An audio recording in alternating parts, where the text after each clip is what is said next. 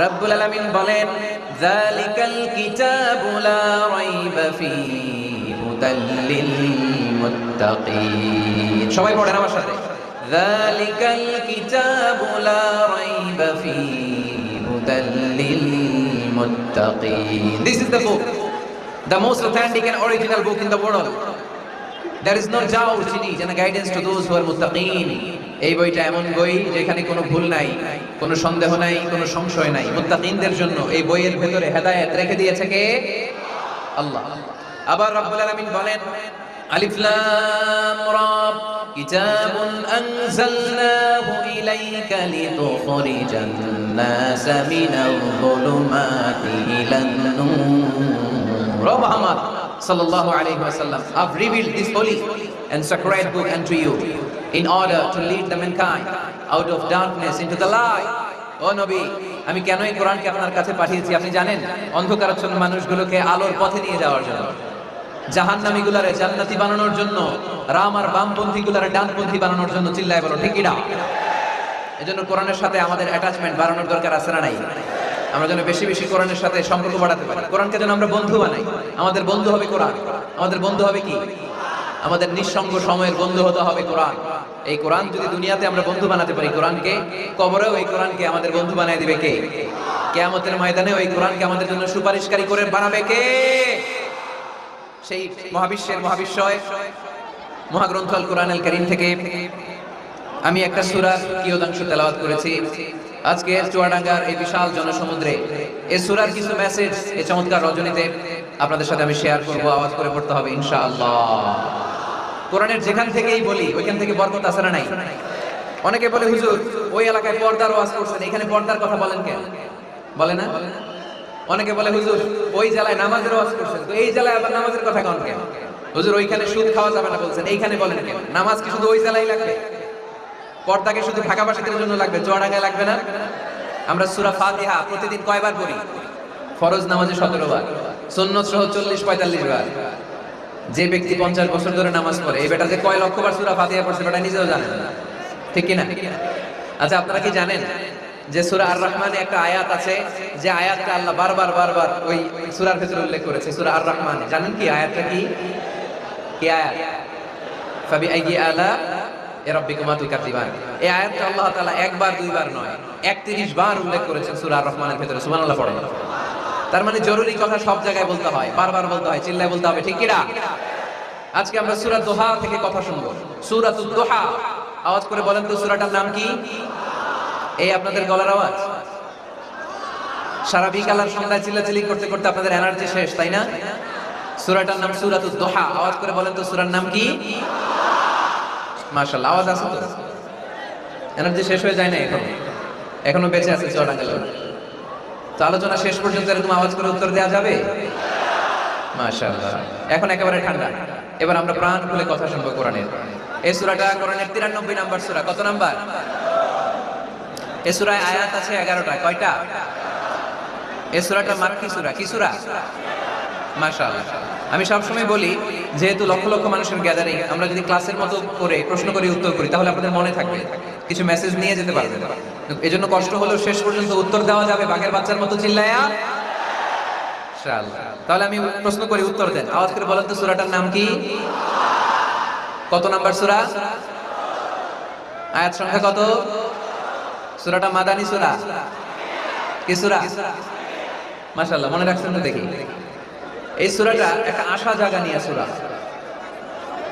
হতাশ ব্যক্তিদের জন্য এই সূরায় মেডিসিন আছে, প্রেসক্রিপশন আছে, আছে রেমেডি। এই সূরার সেন্ট্রাল থিম বা কেন্দ্রীয় আলোচ্য বিষয় হচ্ছে মুমিন কখনো হতাশ হয় না, মুমিন কখনো নিরাশ হয় না, মুমিন কখনো হাল ছেড়ে দেয় না, মুমিন ভরসা রাখে একজনের উপর। চিল্লায় বলতে হবে, তিনি কে? লা তাইয়াসু মির রাউহিল্লাহ ইন্নাহু লা ইয়াইয়াসু মির রাউহিল্লাহি ইল্লাল কওমুল কাফিরুন। সাইয়েদনা ইয়াকুব আলাইহিস সালাম তার ছেলেদেরকে বলেছিলেন, কলিজার টুকরা, আমার বাছাধনেরা, আল্লাহর রহমত থেকে নিরাশ হয়ো না। আল্লাহর দয়া, কৃপা, করুণা, মার্সি, ব্লেসিংস এন্ড বাউন্টিজ থেকে নিরাশ হয়ো না। কাফেররা ছাড়া আল্লাহর রহমত থেকে কেউ নিরাশ হয় না। মুমিন কখনো আল্লাহর রহমত থেকে নিরাশ হয় না। হ্যাঁ, মুমিনের জীবনে বিপদ আসে, ক্রাইসিস আসে, সংকট আসে। বিপদ নাই, সমস্যা নাই, পেরেশানি নাই, এরকম জীবন কারো আছে? কেউ দাঁড়ায় বলতে পারবেন হুজুর আমার জীবনে কোনো বিপদ নাই, কোনো সমস্যা নাই? কেউ বলতে পারবেন? বিপদ পরীক্ষা আল্লাহ আমাদেরকে দেয় পরীক্ষা করবার জন্য, ঠিক কি না? বিপদ আল্লাহ আমাদেরকে দেয় আমাদের কোমরগুলোকে সোজা করবার জন্য, আমাদের পায়ের নিচের মাটিকে শক্ত করবার জন্য, প্রতিকূল পরিবেশে নিজের অবস্থানকে শক্তভাবে জানান দেওয়ার জন্য। চিল্লায় বলেন ঠিক কি না? এজন্য যারা হতাশ, যারা নিরাশ, যারা টেন্স, ফ্রাস্ট্রেটেড পিপল, হতাশদের জন্য এই সূরায় আছে আশা, আশার বাণী, আলোর বাণী। কারণ দোহা মানে আলো। দোহা মানে কি? আলো কথাটা শুনতেই লাগে ভালো, ঠিক কি না? আলো বললেই কেমন ভালো লাগে না? কারণ আশার আলো, এটা সম্ভাবনার আলো। অন্ধকার দেখলে বাচ্চারা ভয় পায়, আলো দেখলে বাচ্চারা ভয় পায়।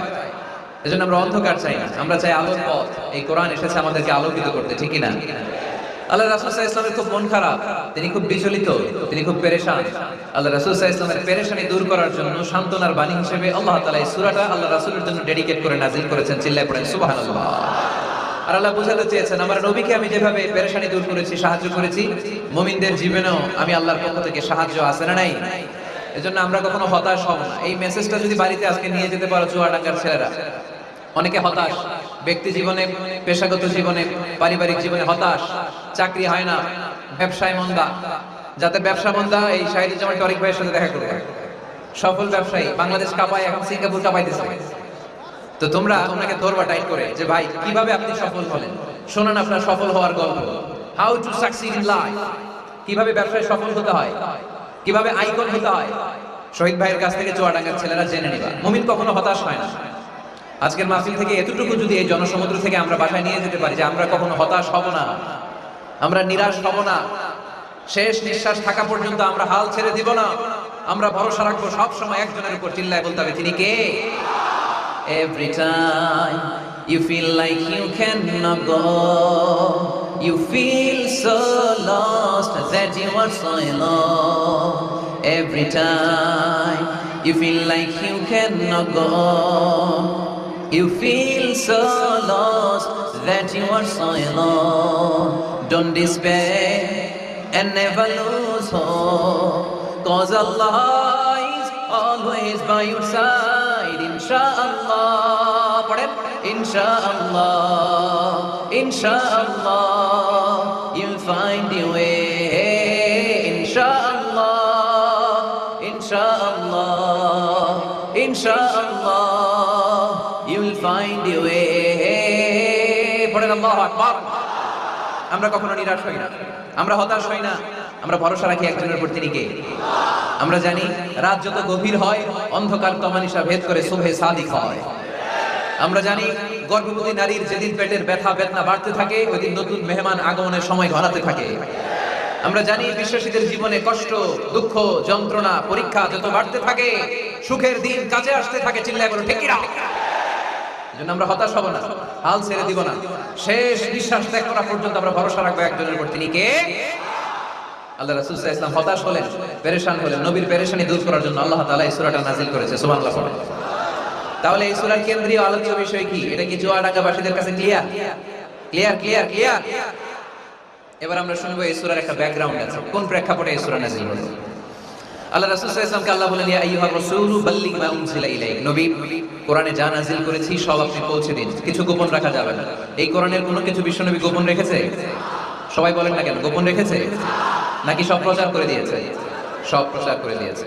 হঠাৎ করে হেরা গুহায় বিশ্বনবীর কাছে নাযিল হলো ইকরা বিসমি রাব্বিকাল্লাযী খালাক খালাকাল ইনসানা মিন আলাক ইকরা ওয়া রাব্বুকাল আকরামুল্লাযী আল্লামা বিল কলম আল্লামাল ইনসানা মা লাম ইয়ালাম। পড়েন সুবহানাল্লাহ। আল্লাহ নাযিল করলেন নবী পড়ো তোমার প্রভুর নামে যিনি সৃষ্টি করেছেন, তুমি যা জানতে না তা তোমার রব তোমারে শিখিয়েছেন, কলমের মাধ্যমে তোমাদেরকে জ্ঞান দিয়েছেন। সুবহানাল্লাহ। ইকরা বিসমি রাব্বিকাল্লাযী খালাক, read in the name of your lord who has created. পড়ো তোমার প্রভুর নামে। কোরআনের প্রথম বাণী পড়ো। কোরআনের প্রথম বাণী কি? সবাই বলেন প্রথম বাণী কি? আল কোরআনের প্রথম বাণী পড়ো, আল হাদিসে নবীর কথা পড়ো। আল কোরআনের প্রথম বাণী পড়ো, আল হাদিসে নবীর কথা পড়ো। পড়ে পড়ে শেখো, শিখে শিখে তুমি তোমার নিজের জীবন গড়ো। সুবহানাল্লাহ। পড়ো পড়ে পড়ে নিজের জীবন করতে হবে। নাজিল হলো ইকরা বিসমি রাব্বিকাল্লাযী খালাক, যা নাজিল হলো নবী প্রচার করে দিলেন। এরপরে আরেক সূরা নাজিল হলো ইয়া আইয়ুহাল মুযাম্মিল কুমিল লাইলা ইল্লা কালিলা, বিশ্বনবী প্রচার করে দিলেন। এরপর নাজিল হলো ইয়া আইয়ুহাল মুদ্দাসসির কুম ফাআনযির, বিশ্বনবী প্রচার করে দিলেন। যাই প্রচার নাজিল হয় তাই তিনি প্রচার করে দেন, যাই নাজিল হয় তাই তিনি প্রচার করে দেন। এরকম চলতে থাকলো কিছুদিন, কিন্তু হঠাৎ করে আর কোনো কোরআনের আয়াত নাজিল হয় না, ওহী আসা বন্ধ হয়ে গেল। ফলে নবীও নতুন কোনো কথা মক্কার লোকদেরকে শোনাতে পারে না। মক্কার লোকেরা বলল, ঘটনা কি মুহাম্মদ, নতুন নতুন আয়াত এতদিন বলতে এখন বলো না কেন? বলো। বিশ্বনবী বলতে পারেন, কারণ বিশ্বনবী কি মন করা কোনো কথা বলে? সবাই যদি বুঝে থাকেন উত্তর দেন, বিশ্বনবী কি মন করা কথা কোনোদিন বলেছে? রব্বুল আলামিন বলেন, ওয়া মা ইয়ানতিকু আনিল হাওয়া ইন হুয়া ইল্লা ওয়াহিয়ুন ইউহা। আমার নবী মন গড়া কোনো কথা বলেন না, আমার পয়গম্বর মন মস্তিষ্ক কোনো প্রসূত কথা তোমাদের কাছে পেশ করে না। আকাশ থেকে জিবরাইল মারফত যা তিনি শুনতে পান তা তিনি মক্কাবাসীদের কাছে পৌঁছে দেন। সুবহানাল্লাহ। তো নাজিল হতো, নবী পৌঁছে দিতেন। এখন বন্ধ, পৌঁছাতে পারেন না। সাইয়েদনা জিবরাইল আলাইহিস সালাম কোরআন নিয়ে আসে না, রাসূল সাল্লাল্লাহু আলাইহি ওয়াসাল্লাম নতুন কোনো কথা শোনাতেও পারেন না। মক্কার লোকেরা হাসাহাসি শুরু করলো, হাততালি দিতে শুরু করলো, মুহাম্মদ তোমার আল্লাহ তোমারে বর্জন করেছে, তোমার আল্লাহ তোমারে ভুলে গেছে। নাউজুবিল্লাহ পড়তে পারলেন না? ইন্না মুহাম্মাদান ওয়াদাআহু রাব্বুহু ওয়া ক্বালা। এই মক্কার লোকেরা শোনো, মুহাম্মদের রব তো মুহাম্মদের ভুলে গেছে, মুহাম্মদের দিকে ফিরেও তাকায় না, আর নতুন কোনো আয়াত পাঠায় না। আবু লাহাবের স্ত্রী উম্মে জামিল বলতে শুরু করলো, ইন্না শাইতানাকা কাদ তারাক। মুহাম্মদ তোমার কাছে যে একটা শয়তান আসতো জিবরাইল নামে, ওই শয়তানটা আর আসে না। না, নাউজুবিল্লাহ পড়ে সবাই টিটকারি করে। এখন রাসূল সাল্লাল্লাহু আলাইহি ওয়াসাল্লাম কিছু বলতেও পারেন না, কারণ তিনি তো মন গড়া কিছু বলেন না, যা নাজিল হয় তা পৌঁছে দেন। রাসূল সাল্লাল্লাহু আলাইহি ওয়াসাল্লাম খুব পেরেশান হয়ে গেলেন, চিন্তায় পড়ে গেলেন, হতাশ হয়ে গেলেন। আর মনে মনে ভাবলেন, কি রে, আমি কোনো ভুল করলাম না তো? আমার কোনো অন্যায় হয়ে গেল না তো? এত অপেক্ষা করতেছি, আকাশের দিকে তাকিয়ে আছি, নতুন আয়াত আসে না কেন? আমি কবে নতুন আয়াত শোনাবো? কোন তাফসিরে এসেছে 15 দিন, কোথাও এসেছে 25 দিন, 40 দিন, কোথাও এসেছে কয়েক মাস। আল্লাহ রাসূল সাল্লাল্লাহু আলাইহি ওয়াসাল্লামের কাছে কোরআনের আয়াত নাজিল করাকে বন্ধ রেখেছিল কে? নাজিল হয় না, তিনি কোরআনের আয়াত শোনাতেও পারেন না। আমরাও মাঝে মাঝে এরকম হতাশ হই, কি রে, ব্যবসা করলে লস, চাকরি হয় না, অসুস্থতা, মনে হয় আল্লাহ বোধহয় আমাদেরকে পছন্দ করে না। এরকম টেনশন আমাদেরও আছে না নাই? রাসূল সাল্লাল্লাহু আলাইহি ওয়াসাল্লাম যখন টেনশনে পড়ে গেলেন, আল্লাহ তাআলা এই সূরা নাজিল করার মধ্য দিয়ে আল্লাহ রাসূল সাল্লাল্লাহু আলাইহি ওয়াসাল্লামের টেনশন দূর করে দিলেন। চিল্লায়ে পড়েন সুবহানাল্লাহ। রাসূল সাল্লাল্লাহু আলাইহি ওয়াসাল্লামের পেরেশানি দূর করার জন্য আল্লাহ নাজিল করলেন, ওয়াদ-দুহা ওয়াল লাইলি ইযা সাজা মা ওয়াদ্দাআকা রাব্বুকা ওয়া মা ক্বালা। ওয়াদ-দুহা, আলোর শপথ, ওয়াল লাইলি ইযা সাজা, নিঝুম নিস্তব্ধ রাতের শপথ। সুবহানাল্লাহ পড়েন। প্রথমে আল্লাহ দুইটা কসম কাটলেন। কয়টা? দুইটা। প্রথমে দোহা, প্রভাতের সূর্য কিরণের শপথ, আলোর শপথ। এরপরে অন্ধকারের শপথ কাটলেন। আলোর শপথ দিয়ে আল্লাহ তাআলা ওহী আশাকে বুঝালেন, আর অন্ধকারের শপথ দিয়ে আল্লাহ ওহী না আশাকে বুঝালেন। আল্লাহ বুঝাতে চাইলেন, নবী সব সময় আলো থাকলে ভালো লাগে না। 24 ঘন্টায় যদি সূর্যের আলো, এখনো সূর্যের আলো, সকালেও সূর্যের আলো, খালি আলো আর আলো, ভালো লাগবে? কথা বলেন না কেন? আবার 24 ঘন্টায় ঘুটঘুটে অন্ধকার, কোনো আলো টালো নাই, ভালো লাগবে? তার মানে জীবন চালাতে আলোরও দরকার, অন্ধকারেরও দরকার। বিশ্বনবীরে বুঝাতে চাইলেন, নবী ওহী আসা যেমনি দরকার, মাঝে মাঝে ওহী বন্ধ রেখে আপনার একটু বিশ্রাম দেওয়া দরকার। সুবহানাল্লাহ পড়েন। সরকারি চাকরি যারা করেন, সপ্তাহে কয়দিন জব করেন? জোরে বলেন। 5 দিন। বাকি 2 দিন কি করেন? বিশ্রাম নেন, ছুটিতে থাকেন। 7 দিনে যদি কাজ করা লাগতো, ভালো লাগতো? কথা বলেন না কেন? ভালো লাগতো না। আবার 7 দিনে যদি ছুটি থাকতো, ভালো লাগতো না। তার মানে কাজেরও যেমনি দরকার, বিশ্রামেরও দরকার, ঠিক কি না? আল্লাহ বুঝাতে চাইলেন, নবী কাফেরদের কথায় কান দিবেন না। ওরা বলে, আমি আপনারে ভুলে গিয়েছি। না না, কোশ্চিন কালেও না, আমি আপনারে কেমন করে ভুলে যাই? আপনি আমার বন্ধু। আমি ইচ্ছা করে ওহী নাজিল বন্ধ রেখে কিছুদিন আপনারে ছুটি দিলাম। আল্লাহর পক্ষ থেকে আমি আপনার জন্য বিশ্রামের ব্যবস্থা করে দিয়েছি। নবী, বিশ্রামের ব্যবস্থা করে দিলাম, কারণ প্রতিদিন ওহী নাজিল হলে এটা পৌঁছে দেওয়া, এটা চারটেখানি কথা নয়। ওহীর বাণী, এটা কোনো মন্ত্রীর বাণী না। ওহীর বাণী, এটা কোনো প্রেসিডেন্টের বাণী না। ওহীর বাণী প্রধানমন্ত্রীর বাণী না। ওহীর বাণী রাজা বাদশার বাণী নয়। ওহীর বাণী আমাদের কাছে পাঠিয়েছে কে? এই কালামুল্লাহ মাজিদের ওজন আছে না নাই? আল্লাহ বললেন, ইন্না সানুলকি আলাইকা কওলান সাকিলা। নবী গো, কোরআনের বাণী এটা হালকা কোনো বাণী নয়, এটা ভারী একটা বাণী। এই বাণী যদি আমি সাগরে নাজিল করতাম, এই কোরআনের বাণী যদি আমি জঙ্গলে নাজিল করতাম, আর এই কোরআনের বাণী যদি আমি পাহাড়ের মধ্যে নাজিল করতাম, কোরআনের ভারে বড় বড় পাহাড়গুলো মুহূর্তের মধ্যে ভেঙে চুরে খান খান হয়ে যেত। লাউ আনজালনা هذا القرآن على جبل لرأيته خاشعا متصدعا من خشية الله নবী হে এই কোরআনকে আপনার উপর নাজিল না করে যদি আমি হিমালয় পাহাড় মাউন্ট এভারেস্টের উপর নাজিল করতাম, আমেরিকার আলাস্কা মাউন্টেন রেঞ্জের উপর নাজিল করতাম, ইউরোপের আল্পস পর্বতমালায় নাজিল করতাম, আমি যদি বড় বড় তুর পাহাড়ের উপর নাজিল করতাম, আপনি দেখতেন কোরআনের ভারে পাহাড়গুলো ভেঙে চুড়ে খান খান হয়ে গিয়েছে। তার মানে কোরআনের ওজন আছে না নাই? কোরআনের বাণী কি পাতলা, হালকা না ভারী? সবাই বলুন, হালকা না ভারী? কতটা ভারী? রাসূল সাল্লাল্লাহু আলাইহি ওয়াসাল্লাম যখন ওটের উপর বসে থাকতেন তখন কোরআনের আয়াত নাযিল হলে ওটের পা মাটির মধ্যে দেবে যেত। ঘোড়ার উপর যখন বসে থাকতেন তখন কোরআনের আয়াত নাযিল হলে ঘোড়া মাটিতে বসে যেত। মাঝে মাঝে আল্লাহ রাসূল সাহাবীদের পায়ের উপরে মাথা রেখে ঘুমাতেন। সাইয়েদনা যায়েদ রাদিয়াল্লাহু তাআলা আনহুর পায়ের মধ্যে রানের মধ্যে মাথা রেখে বিশ্বনবী একবার ঘুমালেন। যায়েদ রাদিয়াল্লাহু তাআলা আনহু বলেন, অনেকক্ষণ বিশ্বনবী শুয়ে রইলেন কিন্তু আমার কষ্ট হয় নাই, আমি টের পাই নাই।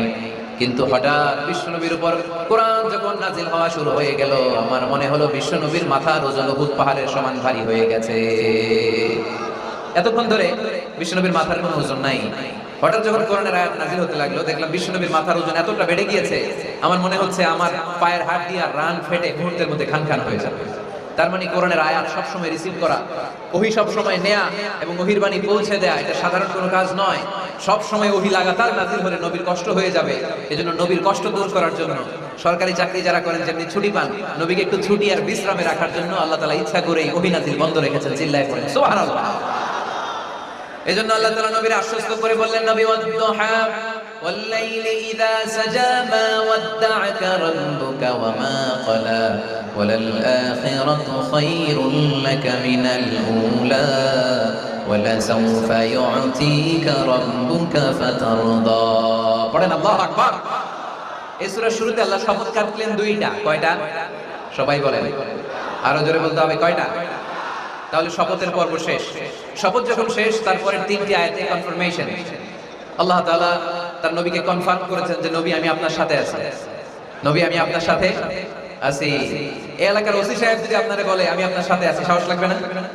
এসপি সাহেব যদি বলে আপনার সাথে আছি, সাহস লাগবে না? এমপি সাহেব যদি বলে সাথে আছি, সাহস লাগবে? প্রধানমন্ত্রী যদি বলে ভয় নাই, সাথে আছি, সাহস লাগবে না? ডোনাল্ড ট্রাম্প যদি বলে ভয় নাই, সাথে আছি, সাহস লাগবে? আর রাজাদিরাজ মালিকুল আমলাক, গোটা বিশ্বের সব রাজাদের রাজা মহারাজা আল্লাহ যদি বলে সাথে আছি, সাহস লাগে কি লাগে না? বিশ্বনবীর সাহস জোগালেন। পরের তিন আয়াতে আল্লাহ তাআলা নবীরে বললেন, নবী ভয় নাই, never lose hope, never give up, never be frustrated, আর হতাশ হবেন না, আমি আপনার সাথে আছি। চিল্লায়ে পড়েন সুবহানাল্লাহ। তারপরের তিন আয়াতে দিলেন তিনটা রিমাইন্ডার, নবী আপনারে কি কি নিয়ামত দিয়েছি শুনেন, এগুলো মনে রাখেন, ভুলে যাবেন না। আর সর্বশেষ তিনটা আয়াতে তিনটা ওয়ার্ক প্ল্যানস মানে গাইডলাইন, কর্মসূচি দিয়ে আল্লাহ সূরাটারে শেষ করেছেন। পড়েন আলহামদুলিল্লাহ। দুইবার যখন আল্লাহ শপথ করলেন, আলোর শপথ, অন্ধকারের শপথ, তারপরে আল্লাহ কনফার্মেশন করে বললেন, নবী মা ওয়াদ্দা'আকা রাব্বুকা ওয়া মা ক্বালা, নবী হে আমি আপনারে ভুলি নাই, আমি আপনারে ছাড়ি নাই। কাফেররা বলে আমি আপনারে ভুলে গেছি, আমি আপনার উপর রাগ করেছি, তাই আপনার উপর কোরআন নাযিল করি না। কথাটা কিন্তু ঠিক না। আমি আপনারে ভালোবাসি, মহব্বত করি, ইচ্ছা করে আপনারে ছুটি দেওয়ার জন্য, কয়েকদিন বিশ্রামে রাখার জন্য ইচ্ছা করেই কোরআন নাযিল বন্ধ রেখেছি। মা ওয়াদ্দা'আকা রাব্বুকা ওয়া মা ক্বালা। কাফেরদের কথার জবাবে তিনি বলছেন, না আমি আপনারে ভুলি নাই, আমি আপনার সাথে আছি। সুবহানাল্লাহ পড়েন। সাথে আছে কে? আরো জোরে বলেন। রাস্তায় হঠাৎ অ্যাক্সিডেন্ট হয়ে গেছে, বাঁচাবে কে? বলতে হবে সাথে আছে কে? আমাদের সাথে আল্লাহ আছে। এরপর আল্লাহ বললেন, ওয়ালাল আখিরাতু খায়রুল লাকা মিনাল উলা। ও নবী, মক্কার জীবনে সাময়িক একটু কষ্ট আপনি সহ্য করেন, মদিনার জীবনে আপনার জন্য আনন্দ রেখেছে কে? আখিরাতে আপনার জন্য জান্নাতকে তৈরি রেখেছে কে? ওয়ালাল আখিরাতু খায়রুল লাকা মিনাল উলা। আরেকটা কনফার্মেশন, আরেকটা অ্যাসিউরেন্স, আরেকটা নিশ্চয়তার গ্যারান্টি, নবী indeed verily hereafter is far better for you than this dunya. এই দুনিয়ার যে আখিরাত উত্তম, ঠিক কি না? আখিরাত আপনার জন্য তৈরি, এই দুনিয়ার জীবন আপনার আসল জীবন নয়। আসল জীবন হচ্ছে কবরের জীবন, ঠিক কি না? একদিন মাটির ভেতরে হবে ঘর, রে মন আমার কেন বাঁধো দালান ঘর, রে মন আমার কেন বাঁধো দালান ঘর। প্রাণ পাখি উড়ে যাবে পিঞ্জর ছেড়ে, ধরা ধামে সবই রবে, তুমি যাবে চলে। বন্ধু বান্ধব যত, মাতা পিতা দ্বারা সুত, বন্ধু বান্ধব যত, মাতা পিতা দ্বারা সুত, সবই হবে তোমার পরে। মন আমার কেন বাঁধ দালান ঘর, একদিন মাটির ভেতরে হবে ঘরে। মন আমার কেন বাঁধ দালান ঘর, ঠিক না? মাটির ঘর আসল ঘর। এই ছোট্ট 2 লাইনের নাশিদ, এই গানটাই আমাদের হেদায়েতের জন্য যথেষ্ট, তাই না? কত কষ্ট করে বিল্ডিং বানালাম, কত কষ্ট করে ফ্ল্যাট কিনলাম, কত দামি টাইলস দিয়ে আমার গোসলখানাটা বানালাম, কিন্তু আমার জীবনের শেষ গোসলটা কি আমার ওই গোসলখানায় হবে? চিল্লায় বলতে হবে, হবে। এজন্য আল্লাহ বললেন, ওয়ালাল আখিরাতু খায়রুন লাকা মিনাল উলা। ও নবী, দুনিয়ার জীবন আসল জীবন নয়, আসল জীবন হলো আখিরাতের জীবন, ঠিক কি না? কিন্তু আমরা পাগল হয়ে আছি কোন জীবনের জন্য? দুনিয়ার পিছনে, এই মরিচিকা, এই লোভ লালসা, এই ক্ষমতার দাপট, হ্যাঁ, এই সেলিব্রিটিজম, এই চোখ ধাঁধালো গ্ল্যামারাস লাইফের দিকে আমরা পাগলের মতো মরিচিকার পেছনে ছুটে বেড়াচ্ছি, আর আখিরাতের কথা আমরা বেমালুম ভুলে গিয়েছি, ঠিক কি না?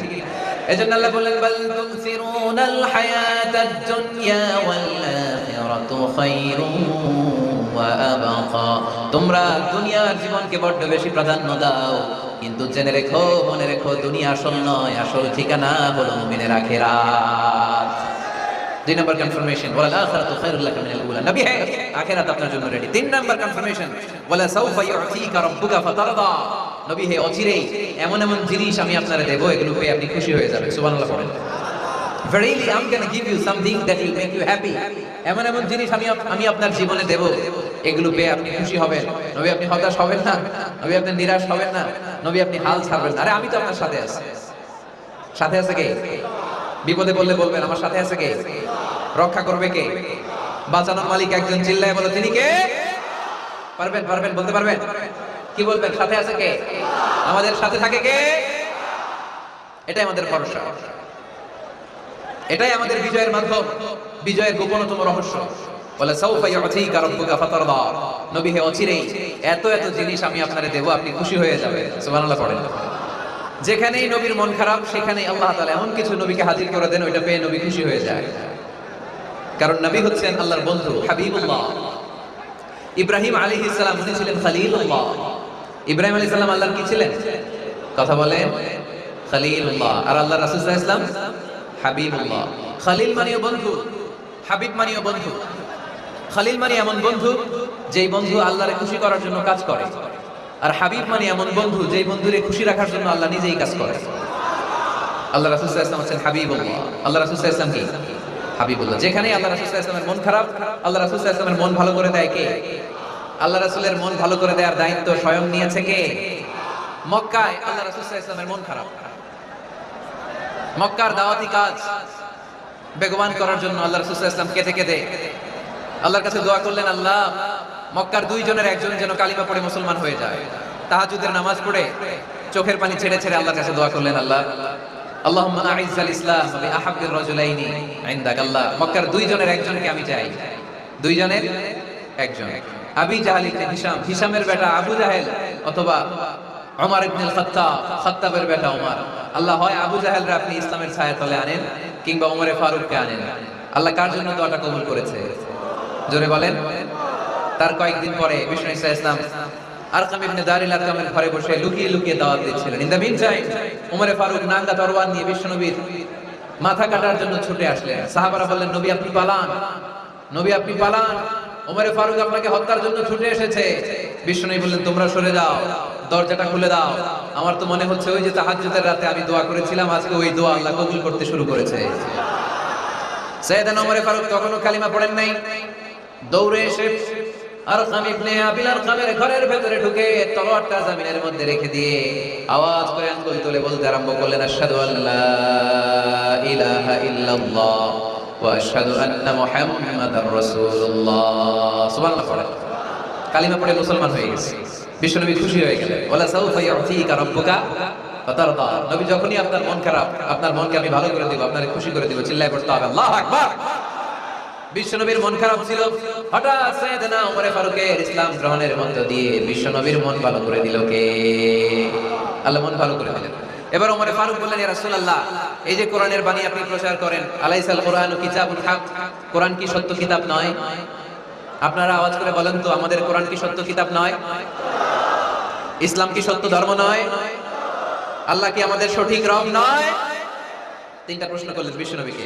আপনাদের মতোই বিশ্বনবী বললেন, হ্যাঁ, কোরআনও সত্য, ইসলামও সত্য, আল্লাহও সত্য। এবার ওমরে ফারুক বললেন, ফাফিমাল ইখতিফা, নবী তাহলে লুকিয়ে লুকিয়ে দাওয়াত দেন কেন? লুকিয়ে লুকিয়ে ঘরের ভিতরে কোরআন পড়েন কেন? আজকে থেকে আমি ওমর আপনার সাথে আছি। সুবহানাল্লাহ বলতে পারলেন না মজা করে? আমি ওমর আছি, দেখি কে আপনারা কি করে। বের হন ঘর থেকে বের হয়ে প্রকাশ্যে দাওয়াত দেন। বিশ্বনবী বললেন, না ওমর, এটা মাক্কি জীবন, এখানে গোপনে দাওয়াত দিতে হবে। ওমরে ফারুক বললেন, নবী তাহলে আমাকে একটা মিছিলের অনুমতি দেন। কিসের অনুমতি? আপনাদের চুয়াডাঙ্গায় মিছিল টিছিল হয় নাকি? হয়। বিশ্বনবী বললেন, যাও, ঠিক আছে, মিছিলের অনুমতি দিলাম। মোট 11 জন তিনি পেলেন। হাতে কোনো অল্প কয়েকজন লোক কালিমা পড়ে মুসলমান হয়েছে। 11 জনকে নিয়ে ওমরে ফারুক 2 লাইন বানালেন, পেছনে 6 জন, সামনে 5 জন। দ্বিতীয় লাইনের নেতা বানালেন বিশ্বনবীর চাচা হামজা ইবনে আব্দুল মুত্তালিবকে। প্রথম লাইনের নেতা হলেন ওমরে ফারুক নিজেই। তারপরে এক বাক্যের একটা ভাষণ দিলেন। কয় বাক্যে? তিনি বললেন, মান আরাদা আন তাসকুলা উম্মুহু ইয়াজামা ওয়ালাদু তারমিলা যাওজাতুহু ফালিয়াসুদ্দানি। ওমরে ফারুক মিছিলের সামনে দাঁড়িয়ে মক্কাবাসীদেরকে শোনানোর জন্য বললেন, উদ্দেশ্য করে বললেন, কে আছো মান আরাদা আন তাসকুলা উম্মুহু, কে আছো মায়ের বুক খালি করতে চাও? কে আছো সন্তানগুলোর ইয়াতীম বানাতে চাও? কে আছো মক্কায় স্ত্রীদেরকে বিধবা করতে চাও? বুকের পাটা থাকলে আমি ওমরের সামনে এসে দাঁড়াও। কেউ সামনে আসতে পারে নাই। ওমরে ফারুক স্লোগান তুললেন, আল্লাহু আকবার, আল্লাহু আকবার, আল্লাহু আকবার। আল্লাহু আকবার স্লোগান আর কেউ শুনে নাই।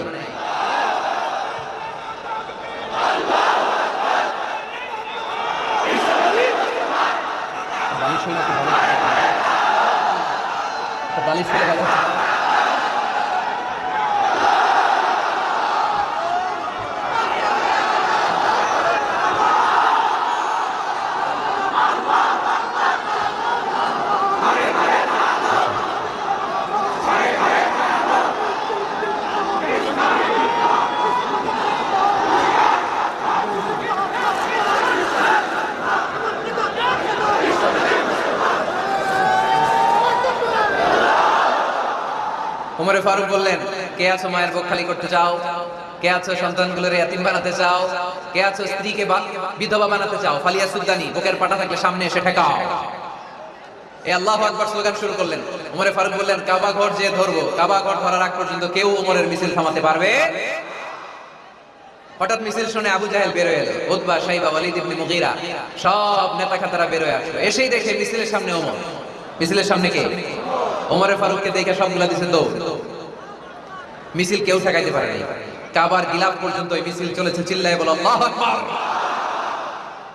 ওমরে ফারুক এমন নেতা ছিলেন, শুধু আবু জাহেলই না, মুনাফিকরা ওমরে ফারুককে দেখলে ভয় পেত। এমনকি শয়তান, ইবলিস শয়তান ওমরে ফারুককে দেখলে আরেক রাস্তা দিয়ে হাঁটত। আল্লাহ রাসূল বলতেন, মা সালাকা শাইতান সালিকান ফাজ্জান ইল্লা সালাকা ফাজ্জান গায়রা ফাজ্জিক। তোমার শয়তান যদি তোমাকে এই রাস্তা দিয়ে আসতে দেখে, শয়তান এই রাস্তা রেখে দিয়ে আরেক রাস্তা দিয়ে হাঁটে। আবার আল্লাহ রাসূল সাল্লাল্লাহু আলাইহি ওয়াসাল্লাম বলেছেন, লা নাবিয়্যা বা'দি ওয়ালা রাসূলা, আমার পরে কোনো নবীও নাই, কোনো রাসূলও নাই।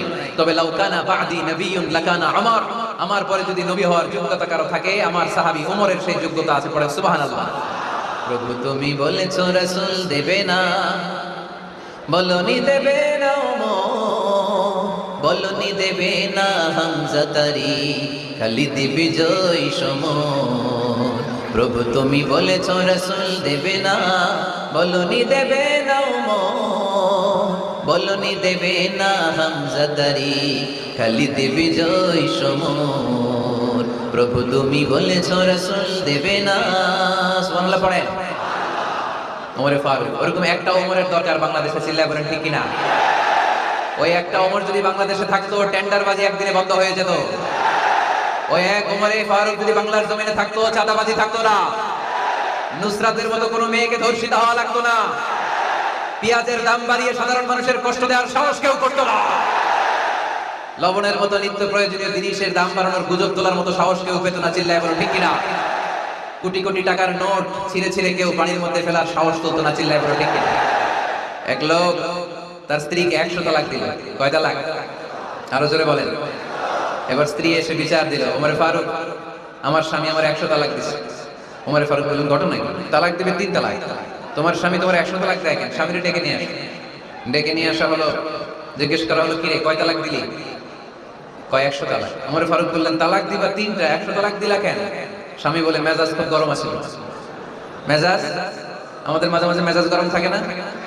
সব তালাক দিয়া ফেলায়, তুই তালাক, তোর মাও তালাক। কত বড় ডাকাই, বউরেও তালাক দেয়, শাশুড়িরও তালাক মারে, আছে না নাই? আলহামদুলিল্লাহ চুয়াডাঙ্গা এরকম নাই। ওমর ফারুক বললেন, দিবা 3 তালাক, 100 তালাক দিলা কেন? সে বলে, ওমর ফারুক মেজাজ গরম ছিল। ওমর ফারুক বললেন, তাই মেজাজ গরম ছিল, ঠিক আছে আমি বিচার করতেছি, 3 তালাকে তোর বউ তালাক, বাকি 97 তালাক তোর পিঠের উপরে পড়বে।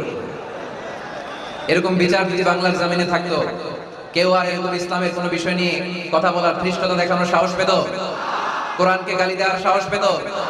আমার নবীর নামে কার্টুন বানানোর সাহস পেত? আমার নবীকে নিয়ে ফিল্ম বানানোর সাহস পেত? বিশ্ব নবীকে গালি দেওয়ার সাহস পেত? ইসলাম নিয়ে কটু কথা বলার সাহস পেত? আমরা সব বিষয়ে কথা শুনতে রাজি। আমার নবীরে গালি দিলে খবর আছে না নাই? আমার নবীর দিকে যদি কেউ বা হাত তুলে তাকায়, ওই বা হাত কেমন করে ভেঙে দিতে হয় সেটাও আমরা জানি। চিল্লায় বলো ঠিক কিনা? ইসলামের বিরুদ্ধে যদি কথা বলে, ওইটা আমরা সহ্য করি না। চিল্লায় বলেন ঠিক কিনা? আমার নবীরে গালি দিলে, আমার কোরআনকে গালি দিলে, আমার আল্লাহরে গালি দিলে, আমার ইসলামকে গালি দিলে আমাদের কলিজায় আগুন ধরে কি ধরে না? নবীকে গালি দিলে কলিজায় আগুন লাগে, কোরআনকে গালি দিলে কলিজায় আগুন লাগে। কার কার কলিজায় আগুন লাগে হাত তুলে আল্লাহর দেখা।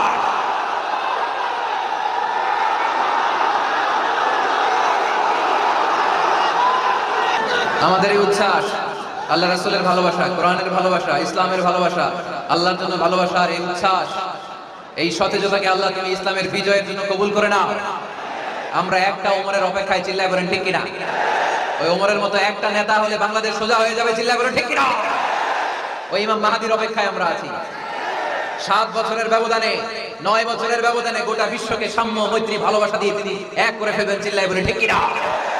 আমরা সেই ইমাম মাহাদির অপেক্ষায়। একজন ওমরই পারে গোটা বিশ্বটারে শান্তি, সাম্য, মানবতা আর ভ্রাতৃত্বের বন্ধনে অটুট রাখতে। সে ওমরে ফারুক যখন ইসলাম ধর্ম গ্রহণ করলেন, বিশ্বনবীর পেরেশানি দূর করে দিল কে? এজন্য আল্লাহ বললেন, ওয়ালা সাউফা ইউতিকা রাব্বুকা ফাতারদা। ও নবী, অচিরেই এমন কিছু আমি আপনারে দান করব, এগুলো পেয়ে আপনি খুশি হয়ে যাবেন। সুবহানাল্লাহ পড়েন। যেখানেই নবী পেরেশান, ওইখানেই নবীর মন ভালো করে দেয় কে? মক্কা থেকে 80 কিলোমিটার দূরে তায়েফের ময়দান। যারা হজ উমরা করেছেন তারা জানেন, প্রায় 80 কিলোমিটার দূর এই তায়েফের ময়দানে বিশ্বনবী পাহাড়ি পথ পাড়ি দিয়ে দাওয়াত দিতে গেলেন। তায়েফের লোকেরা কি নবীর দাওয়াতে সাড়া দিয়েছে? নবীকে পাথর মেরেছে, ঠিক কিনা? রক্তাক্ত করেছে 3টা জায়গায়। কয় জায়গায়? বিশ্বনবীর চাইতে সুন্দর মানুষ পৃথিবীতে ছিল? বিশ্বনবীর চাইতে সুন্দর মানুষ বর্তমানে পৃথিবীতে আছে? আমার নবীর চাইতে সুন্দর কোন সুপুরুষ কিয়ামত পর্যন্ত দুনিয়ায় জন্মগ্রহণ করবে? সাদা ধবধবে স্বচ্ছ শুভ্র মানুষ, এত সুন্দর মানুষ যার নুরানি চেহারা দেখলে মানুষ কালিমা পড়ে মুসলমান হয়ে যেত। বিশ্বনবীর চেহারা দেখে কাফির মুশরিকেরা কালিমা পড়ে মুসলমান হতো। আমার নবীর চেহারার মতো সুন্দর শুভ্র সাবলীল মানুষ দুনিয়ার বুকে দ্বিতীয়টা ছিল না। আমার ওই পেয়ারা নবীর গায়ে পাথর মেরেছে তায়েফের ছেলেরা। আমার নবীকে 3টা জায়গায় রক্তাক্ত করেছে, তারপরেও বিশ্বনবী তায়েফবাসীদের বদদুয়া দেয় নাই। খেয়ে না খেয়ে দিন প্রচারের কাজে নিজেকে দিয়েছ বিলিয়ে, তায়েফের কাফিরেরা চিনল না সে আলো, দুষ্ট ছেলেদের পিছু দিল লেলিয়ে। পাথরের আঘাতে ক্ষত বিক্ষত হয়ে সারা শরীর থেকে রক্ত ঝরে। হে রাসূল, তোমাকে ভুলি আমি কেমন করে? হে রাসূল, তোমাকে ভুলি আমি কেমন করে? হাজার ব্যথা বেদনার পরে ফিরে আসনি তুমি আপন ঘরে, দিনের আলো তুমি ছড়িয়ে দিতে চলে গেলে মদিনায় মক্কা ছেড়ে। হে রাসূল, তোমাকে ভুলি আমি কেমন করে? হে রাসূল, তোমাকে ভুলি আমি কেমন করে? ঠিক না? ওই নবীকে ভোলা সম্ভব? ওই নবীর ভালোবাসা আমাদের হৃদয়ে আছে না নাই? বিশ্ব নবীকে 3টা জায়গায় আঘাত করলো, এত শুভ্র সাবলীল সাদা দেহটা ছিঁড়ে ছিঁড়ে রক্ত বের হলো। বিশ্বনবী তায়েফবাসীদেরকে বদদুয়া দেয় নাই। বিশ্বনবী তায়েফবাসীদেরকে কোরআনের দাওয়াত দিতে গেলেন, তারা কোরআনের দাওয়াত মেনে নেয় নাই। বিশ্বনবী ওযু করলেন, গায়ের রক্তগুলোকে মুছে মুছে ফজরের সময় খেজুর বাগানের সামনে দাঁড়িয়ে ফজরের নামাজ শুরু করে দিলেন। বিশ্বনবী মন্ত্রমুগ্ধকর কণ্ঠ দিয়ে তেলাওয়াত করতে শুরু করলেন। ইন দ্য মিন টাইম বিশ্বনবীর পেছন থেকে একদল জিন বিশ্বনবীর কণ্ঠের কোরআন তেলাওয়াত শুনে কালিমা পড়ে মুসলমান হয়ে গেল। ফজরের সালাত শেষে আল্লাহ বিশ্বনবীর ডেকে বললেন, নবী আপনার মন খারাপ কেন? জিব্রাইল মারফত জানিয়ে দিলেন মন খারাপ কেন? বিশ্বনবী বললেন, 80 মাইল পথ পাড়ি দিয়ে তায়েফের ছেলেদেরকে দাওয়াত দিতে এলাম, তারা আমার দাওয়াত কবুল করে নাই। শুধু দাওয়াত প্রত্যাখ্যান করলে চলতো, আমাকে মেরে রক্তাক্ত করে তায়েফের জমিনকে লাল করে দিয়েছে। একটা ছেলে যদি কালিমা পড়তো আমার কলিজাটা ঠান্ডা হতো, আমার পরানটা ঠান্ডা হয়ে যেত। একটা ছেলেও কালিমা পড়ে নাই, পাথর মেরে আমার রক্তাক্ত করেছে। কি ছিল আমার অপরাধ? ওদেরকে জাহান্নামের আগুন থেকে বাঁচানোর জন্য আমি তায়েফে এসেছি, একটা লোক আমার ডাকে সাড়া দেয় নাই। বিশ্বনবীর মন খারাপ। আল্লাহ ডেকে বললেন, নবী মন খারাপ করবেন না, হতাশ হবেন না। আপনি জানেন না, আপনি দেখেন নাই, আমি আল্লাহ দেখেছি। আপনি যখন দাঁড়িয়ে দাঁড়িয়ে ফজরের নামাজের তেলাওয়াত করছিলেন, আপনার সুমধুর কণ্ঠের তেলাওয়াত শুনে একদল জিন কালিমা পড়ে মুসলমান হয়েছে। ইন্না সামি'না কুরআনান আজাবা ইয়াহদি ইলার রুশদি ফাআমান্না বি। বিশ্বনবী যখন কালামুল্লাহ মাজিদ থেকে দাঁড়িয়ে দাঁড়িয়ে তেলাওয়াত করছিল, জিন জাতি বিশ্বনবীর কণ্ঠের তেলাওয়াত শুনে পাগল হয়ে গেল। জিনেরা এরকম বাক্য শোনে না এর আগে।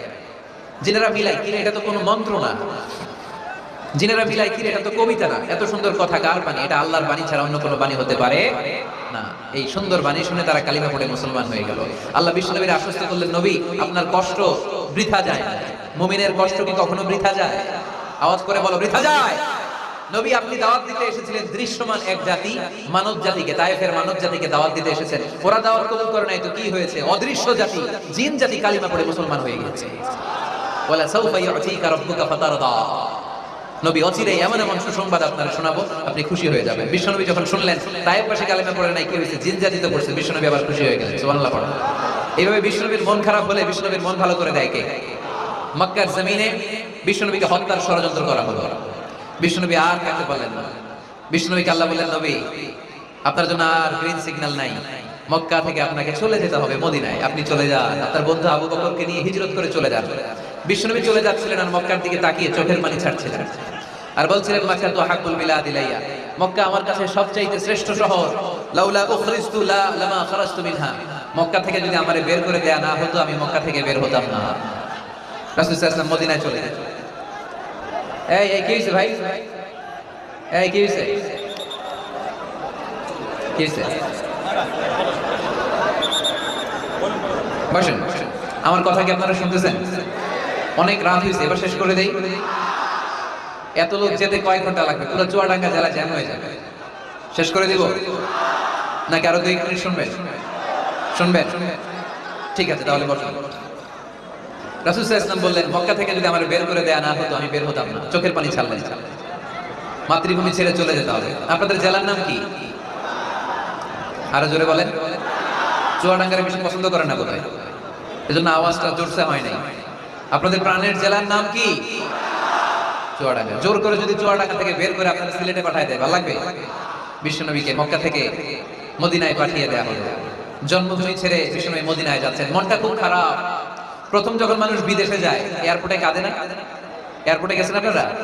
আহা, পরিবার পরিজনদেরকে কেঁদে কেঁদে অশ্রু সিক্ত নয়নে বিদায় দেয়। বিশ্বনবী চোখের পানি ছেড়ে মক্কাকে বিদায় জানায়। মন খুব খারাপ, কিন্তু মদিনায় যেয়ে দেখে এলাহি কাণ্ড। মদিনার উপকণ্ঠে সানিয়াতুল ওয়াদা নামক জায়গায় আবাল বৃদ্ধ বনিতা দফ বাজিয়ে বাজিয়ে বিশ্বনবীরে ওয়েলকাম করতে শুরু করলো। তালাআল বাদরু আলাইনা মিন সানিয়াতিল ওয়াদা ওয়াজাবা শুকরু আলাইনা মা দাআ লিল্লাহি দা আইয়ুহাল মাবউসু ফিনা জিতা من أمر المطاع جئت شرفت المدينة مرحبا يا خير داع جرى قرن طلع البدر علينا من ثنيات الوداع وجب الشكر علينا ما دعا لله داع قرن الله أكبر।